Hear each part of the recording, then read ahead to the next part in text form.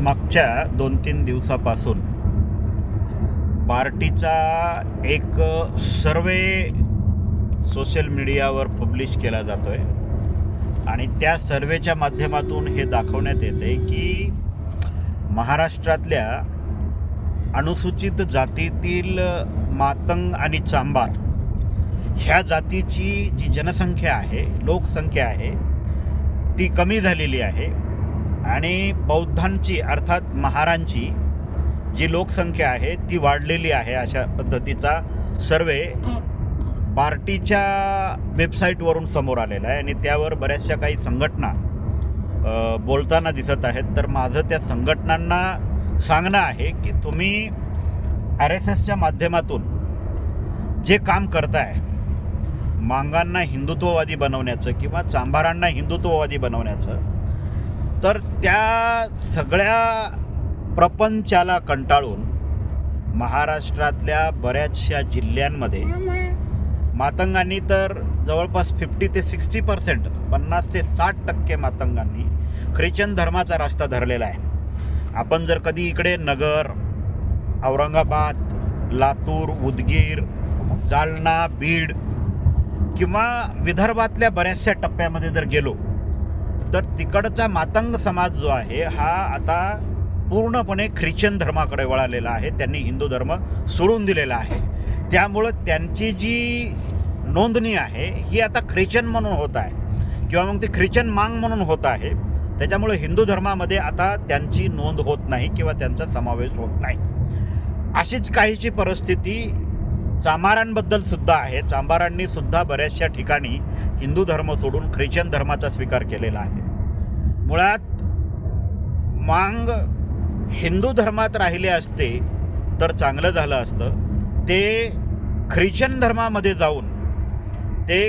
धर्मामध्ये जाऊन खरं तर भारताच्या समस्या वाढवत आहेत. ती अजून एक गंभीर समस्या आपल्यामध्ये निर्माण होण्याची शक्यता आहे. मांग लोक ख्रिश्चन धर्म स्वीकारून हिंदू धर्माच्या समस्या तर वाढवतच आहेत, पण हिंदूंपेक्षा इतर धर्मियांच्या सुद्धा समस्या वाढत आहेत. कारण ख्रिश्चन हा भारतीय धर्म नाही, ख्रिश्चन हा बाहेरचा धर्म आहे आणि ख्रिश्चनांनी भारतावर 150 वर्षे राज्य केलेलं आहे. हा इतिहाससुद्धा विसरून आपल्याला चालणार नाही. पण मातंग लोक ख्रिश्चन धर्म का स्वीकारत आहेत यावर सुद्धा चिंतन होण्याची गरज आहे. ज्या संघटना हा सर्वे पब्लिश करत आहेत, खरं तर त्या संघटनांना ही चपराक आहे. त्यांच्या तोंडावर मारलेला हा एक चाप आहे की बौद्धांची संख्या वाढते आहे आणि इतर जातींची संख्या कमी होत आहे. म्हणजे अनुसूचित जातीतल्या ज्या मातंग आणि मांग आणि चांभार ज्या 2 आणि 3 नंबरला येणाऱ्या जाती आहेत, ह्या दोन्ही जातींची संख्या कमी होत आहे. याचा अर्थ असा होतो की त्या दोन्ही जाती धर्मांतर करत आहेत आणि त्या दोन्ही जाती धर्मांतर करून नेमक्या कुठं जात आहेत, तर काही लोक बौद्ध धर्मामध्ये येत आहेत, तर मॅक्झिमम लोक त्यांच्यातली ख्रिश्चन धर्म स्वीकारत आहेत. बौद्धांची जी संख्या वाढल्याचा जो काही पुरावा दिला जातोय त्यामध्ये सुद्धा मातंग समाज आघाडीवर आहे.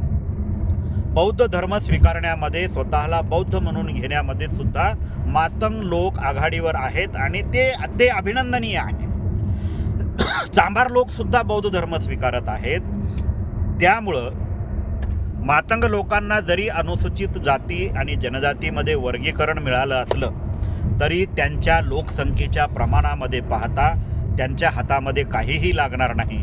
कारण लोकच राहिले नाहीत तर वर्गीकरण कोणासाठी घेता. त्यामुळे मांगांपुढं सर्वात मोठं जर टार्गेट काही असेल तर लोकांना ठेवणे. लोक तुमच्या जातीत राहायलाच तयार नाहीत, तर तुम्ही जी आरक्षणाची लढाई लढताय ती कोणासाठी, हा सुद्धा प्रश्न उपस्थित होतो. त्यामुळे मातंगांनी आणि चांभारांनी वर्गीकरण विषयाला समर्थन करत असताना त्यांनी त्यांच्या जातीची संख्या कमी होणार नाही यावर सुद्धा लक्ष देणं काळाची गरज आहे. अन्यथा जातीची संख्या संपुष्टात येईल आणि आरक्षण त्यांना मिळेल.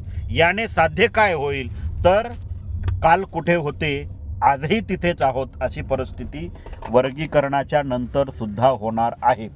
सर्वात महत्त्वाचा विषय यामध्ये असा आहे की या मीडियावाल्यांची बोंब ही आहे की बौद्धांची लोकसंख्या वाढली.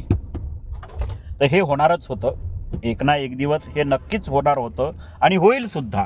कारण बुद्धाशिवाय महारामांगांना, ढोरा चांबारांना, तेल्या तांबोळ्यांनाच नाही तर जगालासुद्धा पर्याय नाही.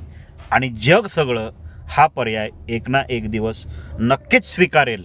त्यामुळं बौद्धांची जी संख्या वाढती, ही संख्या हिंदूंमधल्या ज्या अस्पृश्य जाती आहेत ह्या फार मोठ्या प्रमाणामध्ये धर्मांतराचं निशाण घेऊन, धर्मांतराचा ध्वज घेऊन बौद्ध धर्माकडे येत आहेत आणि अभिमानानं आपल्या नोंदी बौद्ध म्हणून करत आहेत.